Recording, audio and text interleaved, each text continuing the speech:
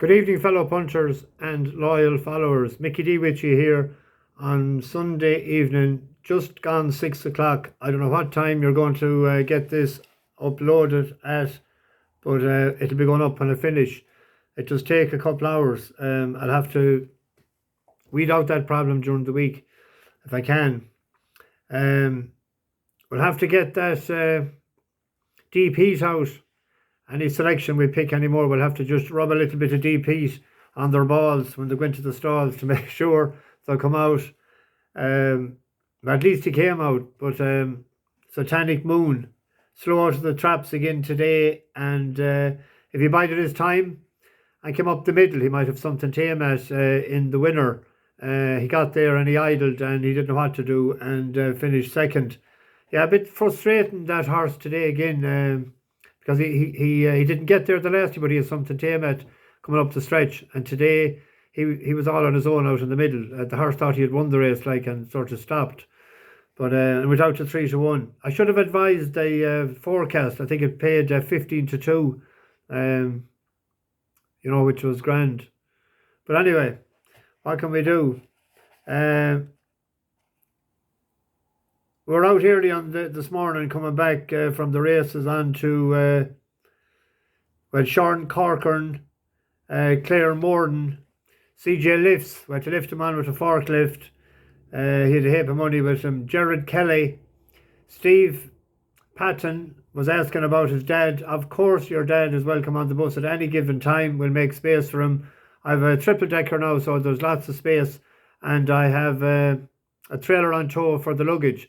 So the luggage isn't going into that compartment. We have seats down there now. We're getting well equipped.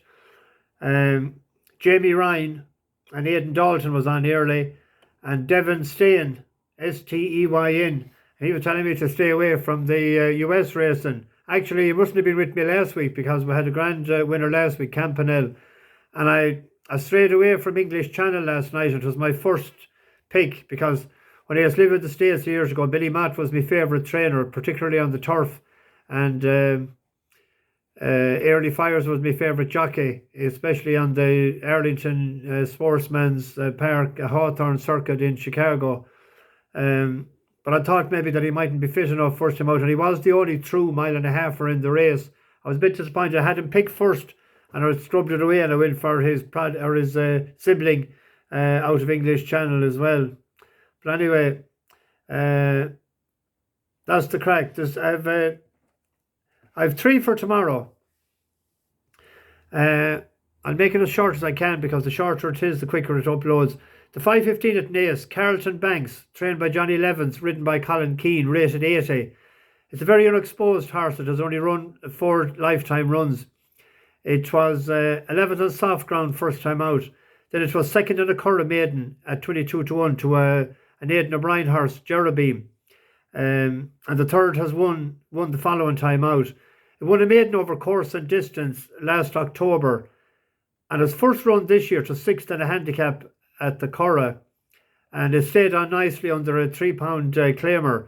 Colin Keane takes over this time, and it looks like the mean business. It's only 4 lifetime starts, as I said, and it stayed on nicely the last day. The stable is not too bad. There are a few placed horses, but they've no winner in the last 21 days. But he's a 7-2 shot, point win on that. The Woodland Stakes is at 6:15. It's a 5 furlong race. There's 10 declared. It was won last year by Monista, carrying 8 stone 10. This year she has to carry 9 stone 9, 4-year-old. Rated 112. It was won in 2019 by Urban Beat as a 4-year-old, but Urban Beat had a prep run that year in Navan, and it was 5th behind Monista last year on its first run. It seems to need the first run each time. It's a horse that I've made a good few pound on down through the years, and Johnny Murch's horses seem to need a run as well.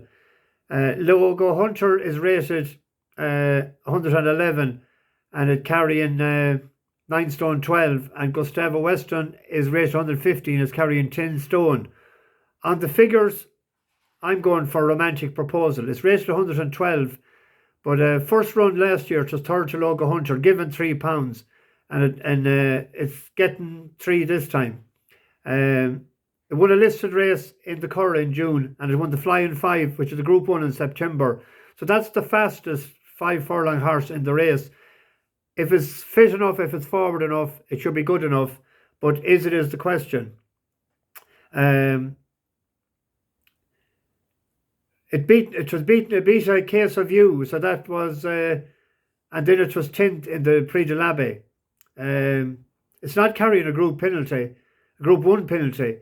The trainer in the last 21 days, out of 9 runners, he has had 3 winners and 2 runners, or 2 placed horses. So it's not going too bad.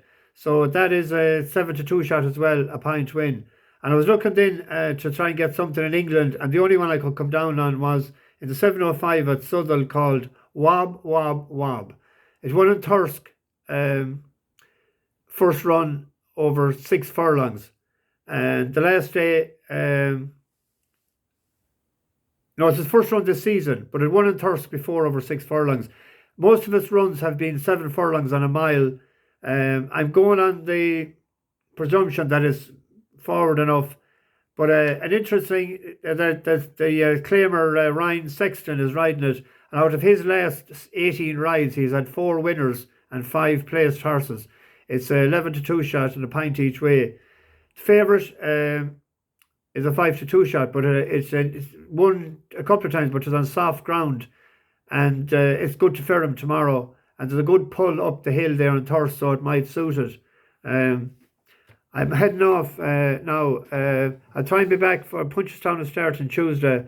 If I'm missing a day or two, I suffer from trigeminal neuralgia, which is the trigeminal nerve is the shape of a euro, and it's back after a year and a half's absence. I got a few darts of it today, and I took medication for it. So that's the only reason if I'm not on any day this week, or if I'm on at any given point and I have to stop talking, because when I open my mouth or use my tongue, it triggers it off. It's excruciating pain, unreal. I was out for the dinner and had dessert after, and I had a couple of pints watching the Mayo Galway game. Galway had a great win for them. Not so good if you're from Mayo. Donegal had a good win as well. So the couple of shocks. Clare and Wicklow were underdogs. And Wexford were underdogs in the football. So all in all, it was a great day out. And sunshine is great, and it was great to see so many people out.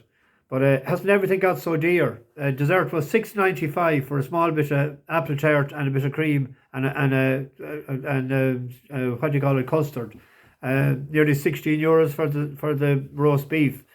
But anyway, I have to try and make a few pounds to try and pay for all these bills, and Punchestown coming up. I'll be back tomorrow at some stage with Punchestown starting on Tuesday. Mickey D, bash the bookies, over and out.